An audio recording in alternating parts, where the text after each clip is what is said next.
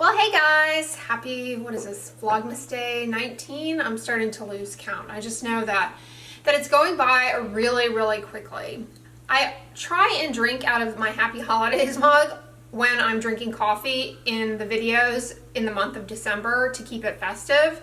But rest assured, my Totoro mug is still in use. He's just kind of on a sabbatical, and we'll be back to being featured regularly in approximately 7 days. But maybe I need to get like a decal next Vlogmas for my Totoro mug, like a little Santa hat to put on him to keep him festive. But I have really been enjoying this mug that I got at TJ Maxx because it's massive, and you know me and my massive mugs. Anyways, as you guys can tell from the title and thumbnail, today is all about Olay. Hey! Could be a Procter & Gamble cheerleader.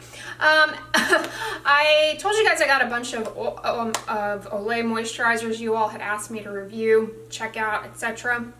So that's what I'm going to do today. I kind of first impressioned the Olay Total Effects Whip with sunscreen broad spectrum SPF 25 for you guys. What was that? Last weekend? I lost track. First impressioned it. I gave it a little more wear time, so I'll review it for you guys here. And for those of you who missed that video, don't worry, I'll show you how it goes on in this video. But to start out with, I'll review the moisturizers and serums that I tried that are to be used at night. First up, I tried out the requested Olay Regenerist micro-sculpting serum labeled as fragrance-free, as well as the micro-sculpting cream labeled as fragrance-free. A note about the textures and consistencies of both of these two products. The Olay Regenerist micro-sculpting serum. See, this is why I hate serums. Completely ambiguous term. In this case, it is a lightweight lotion that is sufficiently occlusive. It can be used by itself as a moisturizer without a corresponding occlusive moisturizer on top. So it's a lotion. But because it is a lightweight lotion, it is not going to be enough for people who have extra dry skin or really just are seeking heavy, more of an industrial strength moisturizer. But for people who just want a lightweight moisturizer at nighttime, this is the right kind of consistency. Whereas gel humectants that are labeled as serums that don't have sufficient occlusives in them, they need an overlying heavy moisturizer. I've talked about this in several other videos, but suffice it to say, the Olay Regenerist micro-sculpting serum is basically just a lightweight lotion. It's not super runny, you know, honestly, it's just a lightweight lotion. The micro-sculpting subline of Regenerist have a lot of different things that they're trying to regenerate here. But these two products both contain carob fruit extract. And carob fruit extract, Procter & Gamble figured out or decided was a good ingredient to include in some sort of proprietary study that they did, an industry study. They decided that it was going to be an ingredient that they would feature as kind of an anti-aging ingredient in this, basically because it is rich in polyphenols and antioxidants. So I guess they chose to include it in this line for that reason. Sort of like green tea polyphenols would be included, but carob fruit and carob fruit extract, whether or not it has fragrance components in it, I really can't say, but I suspect it does. Any kind of fruit extract can still have things like geraniol or linalool or cinnamic aldehydes that are fragrance molecules. So I worry about that for those of you who have true patch test confirmed fragrance allergy, that both of these products might be problematic.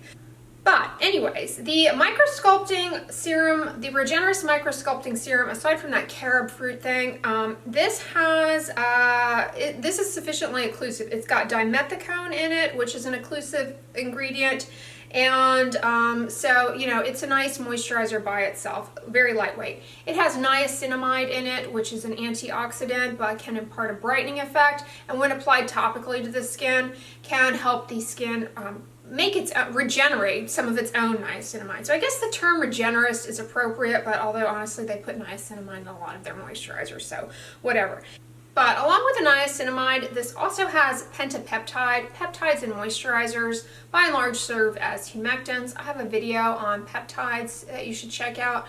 You know, Olay and Procter & Gamble and everybody else trying to sell you bottles of cream will tell you that peptides and moisturizers regenerate collagen and do all this magic science that makes no sense that it could ever do, and there's really no substantial data whatsoever to back that up. It's just their proprietary industry behind closed doors magical studies that they claim do these things. But suffice it to say, peptides in serums and moisturizers, whatever, they can plump up the epidermis just by kind of sitting on there and holding on to water because they ain't got nothing else to do because they're not functional. Alright, so I use this to a wet face as I do with any kind of nighttime moisturizer. After I cleanse, get out of the shower, my face is wet, that's when I put moisturizer on, as you should as well. Because really you're trying to capitalize on the water that's sitting on the skin, prevent it from evaporating out and drawing out more water. You want to hold it on there with the humectants and seal it in with the occlusives. So I put this on at night. Like I said, I tried it by itself, and you can see here me putting it on. It's, you know, very lightweight. It does have a slight fragrance to it, I will be honest. So I used it by itself once and found that it was okay by itself, but not particularly moisturizing. So I also paired it with the Advanced Anti-Aging Moisturize. I put that on top. This is the next product I'll talk about. So the Regenerist Micro-Sculpting Cream is very similar in terms of ingredients to the serum. The only difference is that this is an actual cream, so it is far more occlusive and far more, quote, moisturizing than the lightweight lotion. It has less water content, so it's thicker, goes on more heavily, but it can be used by itself. The two can be paired together for really attempting to amp up moisturizing. So in terms of my experience, using this by itself without this on top was okay. Using this by itself was okay, and using the two together were okay. In other words, I didn't see really any substantial difference in the hydration and moisturization of my skin between the three different approaches. And I have to be honest with you guys, I was grossly underwhelmed by these products. The Regenerist Micro-Sculpting Cream. While they went on very nicely, and I felt like my skin was hydrated when I used them, a few minutes, 20 minutes or so later, I didn't feel like I had used any moisturizer. My skin actually felt kind of dry and tight. I attribute that to just the way these products are formulated. I think they have something about the amount of thickener they've added to it. It's just not quite right in terms of the formulation. I don't know how to describe it, but hopefully you can appreciate here in my skin after I've given it some time to dry and set up. This is the point where I would come on with my tretinoin. You can see, I mean, it just doesn't look that moisturized. And I find that these two moisturizers, either alone or together, they almost kind of pill up and just kind of create like a film. Have you ever worked with xanthan gum as a thickener in your foods and things? If you have ever worked with xanthan gum in baking, like I know people use it a lot in gluten-free baking, when you get it wet, it kind of has that slippery, slimy, filmy feeling on your fingers. And then if you allow that to dry, it kind of feels like you have a little film there. This is very similar in consistency. It has that xanthan gum thickener feel where it doesn't feel like it has actually hydrated the skin sufficiently and prevented transepidermal water loss, either product alone or when used together. So I can't say that I recommend the Regenerist Micro-Sculpting line, honestly, and for drugstore moisturizers, these are really expensive. I think this was like $33, and I can't remember exactly how much this is. Let me see, I think I wrote it down here. I got it on Walgreens, so it was a little cheaper, and I'm sure you can get it at Walmart for even cheaper, but on the actual Olay site, what do they have here? Yeah, $33.49 for, or I think it was 33 something for the micro-sculpting cream. Yeah, $33.49. Yeah, I was underwhelmed with these products, and in the $30 range for both of them, I mean, that's that's really expensive. I find that CeraVe moisturizing cream in the tub or Cetaphil moisturizing cream in the tub by themselves are far superior to these. So I would not waste your cash. All right, but next up, I mambo comboed and soloed on its own the Olay Regenerist Regenerating Serum and or the Regenerating Recovery Cream. The Regenerist Regenerating Serum, again, like the micro-sculpting serum, is a lightweight lotion, meaning it is sufficiently occlusive that it can be used on its own. When you think of the consistencies of their serums, think of the different oil-free moisturizer or the Neutrogena oil-free moisturizer. These are light lotions, okay? So they're fine by themselves. They don't necessarily need an overlying heavy moisturizer to seal things in, so they're not exclusively humectant. This also has green tea, which can be helpful for pores and reducing some of the inflammatory lesions of acne. So if you have acne-prone skin, you may enjoy this one. It also has a pentapeptide in there as a humectant. As far as the ingredients and the outcome that I see with this, I find that it is similar to the Be Hydra Intensive Hydration Serum from Drunk Elephant that I reviewed for you guys. You'll recall from my review that I actually do enjoy this product, despite the fact that it has those fruit extracts in it. I wish it did not have those. But I find that the ingredients in this and the outcome are the same. I like these equally well, okay? So like I don't necessarily need to use this, I can use this instead. Unlike this, however, this is fine by itself, okay? This is exclusively humectant and you need a corresponding moisturizer on top. This is not enough on its own. If you just use this regardless of your skin type, you're actually going to get worsening dryness, as I talked about in my Drunk Elephant review of this product. That's how Drunk Elephant works. They don't want you to just use one of their products. They want you to use a whole slew of them. So they want you to use this, along with other things that have occlusives in it. And you kind of have to guess which ones those are, and yeah, confusing. But the Olay Regenerist Regenerating Serum is actually, in my opinion, better than the Be Hydra. I would say I think this is an adequate dupe for it. For those of you who are looking for it, it's still expensive. It's like $33 for this 1.7 fluid ounces. But ingredient-wise, you get the same beneficial ingredients. The green tea. This has peptides in it, and it has. This, unlike the Be Hydra, however, this does not have licorice root extract in it, which can be anti-inflammatory as well as brightening. But it does have niacinamide in it, so you will get the brightening effect from that. I personally find that this is just as good for me as the Be Hydra, to be frank. All right, how about pairing it with the Regenerist Night Recovery Cream? The Regenerist Night Recovery Cream does not contain the carob fruit extract in it. I don't know why they have a bag of ingredients and they just kind of, it's like a grab bag they put together into a cream. But this one does not have the carob fruit extract like the micro-sculpting and like the regenerating serum. This one does have green tea, and it does have niacinamide, and it does have peptides. So you'll get some good humectants from this. It is the same consistency as that Regenerist micro-sculpting cream. Neither this nor the regenerating serum, they don't leave that xanthan gum feel consistency. These two products, they don't leave that kind of xanthan gum feel to them. They don't leave that sort of film that the micro-sculpting line does, or did for me. These are pretty good, and I don't know though, they're pretty expensive in my opinion, especially for a drugstore moisturizer. So I don't know that they're necessary, and I wouldn't necessarily rank them as like my top moisturizer must-haves. But if you're wondering like what's good of these, which of these are good, I would say give the Night Recovery Cream a try, or I really liked the Regenerating Serum. The last nighttime moisturizer that I tried is the Olay Total Effects 7-in-1 Anti-Aging Moisturizer, fragrance-free. This one contains green tea, and it also has niacinamide, just like many of their other moisturizers. You see it starts becoming kind of hard to tease out the differences between these. They just kind of repackage them and kind of pluck and choose certain ingredients to drop in things, but honestly, I think at the end of the day, by and large, they are all they're all more or less different versions of the same cream, different colored bottles with different labels.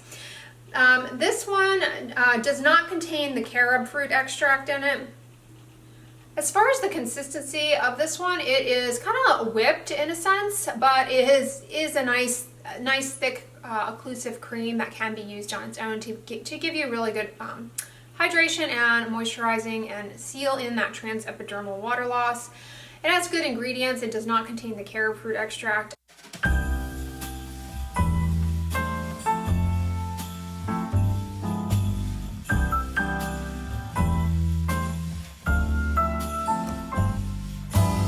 Yeah, I forgot to mention this product has panthenol in it, or B5. A lot of moisturizers have that. It's just a viscous goop. They'll try and sell it to you as some magical ingredient, but it's easy to put into things to make them into moisturizers. Not magical, but overall, you know, I wasn't too thrilled with this, and it did leave that kind of sticky, icky film a la xanthan gum. Not as bad as the first one, but not really to my liking, especially to justify the price point.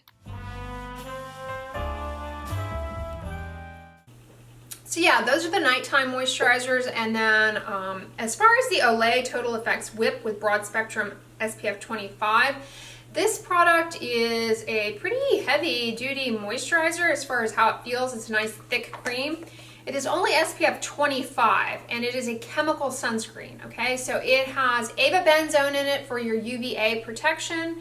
It has a variety of chemical filters for UVB protection. So that makes it broad spectrum. Most consumers apply sunscreen at about 1/3 of what they need to actually achieve the SPF on the label. So you're unlikely to put this on. Maybe you will, because it does feel kind of nice going on. You're unlikely to put this on to a sufficient density to actually get to SPF 25. So that makes it pretty low as far as the protective factor. The thing about this, because it is a chemical sunscreen and you're going to lose, avobenzone is not stable, it degrades. So in between reapplications, you start losing UVA coverage. UVA is the rays that contribute to aging, by the way. And the way most people use something like this is they put it on in the morning. They're like, oh, my moisturizer has sunscreen in it, I'm good to go. And they don't reapply it, they lose the protection, and it's, you know, they don't have sunscreen on, okay? They go about their day thinking they do, but they don't. The avobenzone degrades, so you lose the UVA protective factor. B, you didn't put it on to a sufficient density to get to SPF 25, so you started out at something like 15. And C, you know, you go about your day, you touch your face, you sweat, you know, perspire, even if it's freezing cold out, the sunscreen wears off. You need to reapply it. Most people are not going to carry this around and reapply it throughout the day. So this is fine if you want a morning moisturizer with sunscreen in it, but don't rely exclusively on this for your day, for your sun protection during the day. In my opinion, you need to reapply any sunscreen at least 3 times a day. And the reason for that is it makes it a behavior. As soon as you stop doing the behavior, you lose it and you don't reinitiate it. And then when you are in periods of your life, whether it be summer, whatever, you have lost that behavior of reapplying sunscreen. Okay, so that is one reason to do it. The other reason is we have disruptions in our daily routine that bring us outdoors, that bring us to a window, that expose us to UV light. And so if you really want aggressive sun protection, and if you really want to pursue anti-aging, okay, you have to be militant about the sun protection, okay? Any ingredient that you're chasing after is completely futile without the sun protection. So, you know, I say that here again because I expect that many people coming to watch this review are interested in the Olay kind of as an anti-aging thing. And do know that the sun protection is the most evidence-based thing outside of prescription tretinoin that you can do for anti-aging in your skincare routine. And so if you are slacking on that, all of these things are out the window, okay? But suffice it to say, the Olay Total Effects, as far as a sunscreen, I think I told you more or less what you need to know about that. But as far as a moisturizer, this kind of does that filmy thing, okay? So it's not even a fantastic moisturizer. It does that xanthan gum film thing. For those of you who wear foundation, I don't wear foundation, but for those of you who do wear foundation, I think you're gonna have a hard time with this and your makeup. Comment below, you know, many of you use this and love it, so maybe I'm wrong in that, but I can't imagine this mixing well with foundations. This isn't super greasy or oily, so if you have oily skin, acne prone skin, I don't think that you will have a problem with this per se. But given what I said about the way that it just feels in general, I don't think it's a fantastic moisturizing sunscreen really for anybody, and I don't know that I would necessarily go chasing after it, and it's pretty expensive. So I was not impressed with this, and I can't really strongly recommend it for anyone out there. But that's just my experience, and I told you the salient things you need to know about the ingredients. So comment below and if you use this and like it. But personally, for me, my favorite Olay sunscreen has to be the Olay SPF 30 Sensitive Skin, the combination zinc octinoxide sunscreen that I frequently reapply in a lot of my videos. I'll list it down below. That is my favorite Olay sunscreen. I haven't tried the Beauty Fluid ever. I believe that's a chemical sunscreen. It has like an SPF of, I want to say 15.